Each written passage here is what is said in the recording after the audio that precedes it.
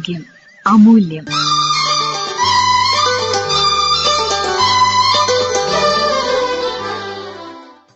Cardiac arrest അഥവാ ഹൃദയസ്തംഭനം, ഇതിലേക്ക് നയിക്കുന്ന കാരണങ്ങൾ, പ്രതിരോധ വഴികൾ വിശദീകരിക്കുന്നു കോഴിക്കോട് ആസ്റ്റമിംസിലെ interventional cardiologist doctor Sandeep Mohanan.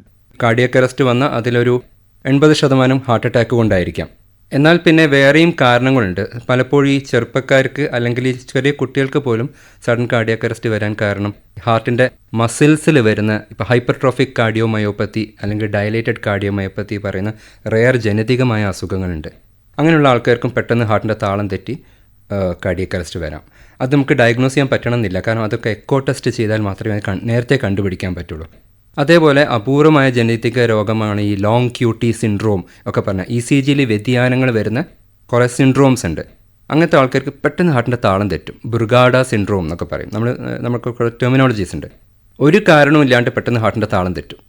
അപ്പോൾ ഇതൊക്കെ കണ്ടുപിടിക്കണമെങ്കിൽ നമുക്ക് അഡ്വാൻസ്ഡ് ടെസ്റ്റിംഗ് തന്നെ ചെയ്യണം. പേഷ്യൻ്റ് ലക്ഷണങ്ങൾ ഉണ്ടാകില്ല, കിതപ്പ് ഉണ്ടാവില്ല, ചെസ്റ്റ് പെയിൻ ഉണ്ടാവില്ല. പക്ഷേ ചെക്കപ്പിന് പോയാൽ ചിലപ്പോൾ ECGയിൽ ഫൈൻഡിങ്സ് കാണാം, എക്കോയിൽ ഫൈൻഡിങ്സ് കാണാം. അത് കണ്ടു കഴിഞ്ഞാൽ നമുക്ക് മനസ്സിലാവും, ഓക്കെ ഈ ഒരു രോഗമുണ്ട്. എന്നാൽ ഈ രോഗമുള്ള എല്ലാവരും കാർഡിയാക് അറസ്റ്റ് ആവണമെന്നില്ല. അതിന് expert advice you have to take.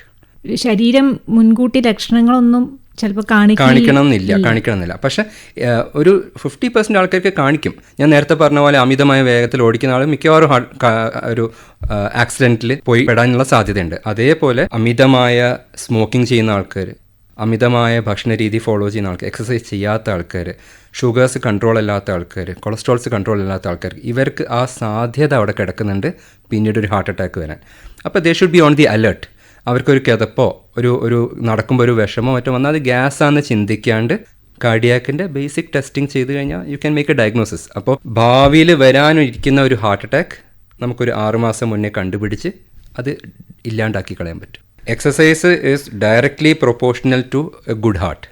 പക്ഷേ എല്ലാ എക്സസൈസ് ചെയ്യുന്ന ആൾക്കാർക്കും ഗുഡ് ഹാർട്ട് ഉണ്ടാവണം എന്നില്ല.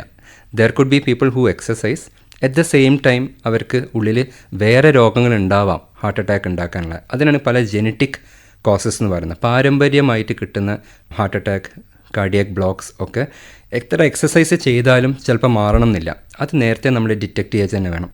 ഒരിക്കലും പ്രതീക്ഷിക്കാണ്ട് വരുന്ന ഒരു പ്രശ്നം is because of the family history. അങ്ങനെ കാർഡിയാക് ഹിസ്റ്ററി ഉള്ള ആൾക്കാർ നേരത്തെ ചെറുപ്പത്തിലേ ടെസ്റ്റിംഗ് തുടങ്ങണം. നമ്മൾ പലപ്പോഴും 40 വയസ്സിൽ ചെയ്താൽ മതി എന്നൊക്കെ ഗൈഡ് ലൈൻസ് വെസ്റ്റേൺ കൺട്രീസ് പറയുന്നു. അതിനോട് വിയോജിച്ചുകൊണ്ട് നമ്മൾ ഇന്ത്യൻ അല്ലെങ്കിൽ കേരള സാഹചര്യം ഏറ്റെടുത്ത് അഥവാ ഹൈ റിസ്ക് പാരമ്പര്യം ഉണ്ടെങ്കിൽ അല്ലെങ്കിൽ ഹൈ റിസ്ക് ഫാക്ടേഴ്സ് ശരീരത്തിലുണ്ടെങ്കിൽ 30 വയസ്സിലേ ചെയ്ത് തുടങ്ങണം എന്നാണ് പറയാനുള്ളത്.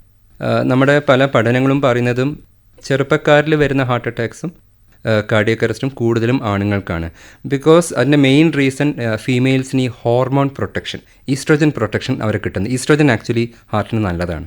അപ്പോൾ അവരുടെ ഈ ബിഫോർ മെനോപോസ് അവർക്ക് ഈ ഈസ്ട്രോജൻസ് ഉള്ളതുകൊണ്ട് ഹാർട്ട് അറ്റാക്സ് വരാനുള്ള ടെൻഡൻസി കുറച്ചും കൂടെ കുറവാണ്. അറ്റ് ദ സെയിം ടൈം മെയിൽസിനാണ് കൂടുതലും ഈ smoking history, passive smoking, unhealthy life സ്റ്റൈലൊക്കെ കൂടുതലും മെയിൽസിനാണുള്ളത്. അതുകൊണ്ടാണ് കൂടുതലും യങ് മെയിൽസിന് കൂടുതൽ ഹാർട്ട് അറ്റാക്ക് വരുന്നത്. പക്ഷേ ആഫ്റ്റർ മെനോപോസ് ആ ഒരു 45 ഇയേഴ്സ് കഴിഞ്ഞാൽ, 45-50 ഇയേഴ്സ് കഴിഞ്ഞാൽ പിന്നെ രണ്ടുപേർക്ക് ഈക്വൽ സാധ്യതയാണ് വരാൻ. എന്നാലും ചെറിയ പ്രായത്തിൽ ഫീമെയിൽസിന് വരില്ല എന്നല്ല. ഇപ്പോൾ നമ്മുടെ സിനിമാ നടി കൽപ്പനയൊക്കെ പോലും ചെറിയ പ്രായത്തിലാണ് MI ഉണ്ടായിട്ടുള്ളത്. ഹൃദയസ്തംഭനം അഥവാ കാർഡിയാക് അറസ്റ്റ്, ഇതിൻ്റെ കാരണങ്ങളെക്കുറിച്ച് വിശദീകരിച്ചത് ഡോക്ടർ സന്ദീപ് മോഹനൻ.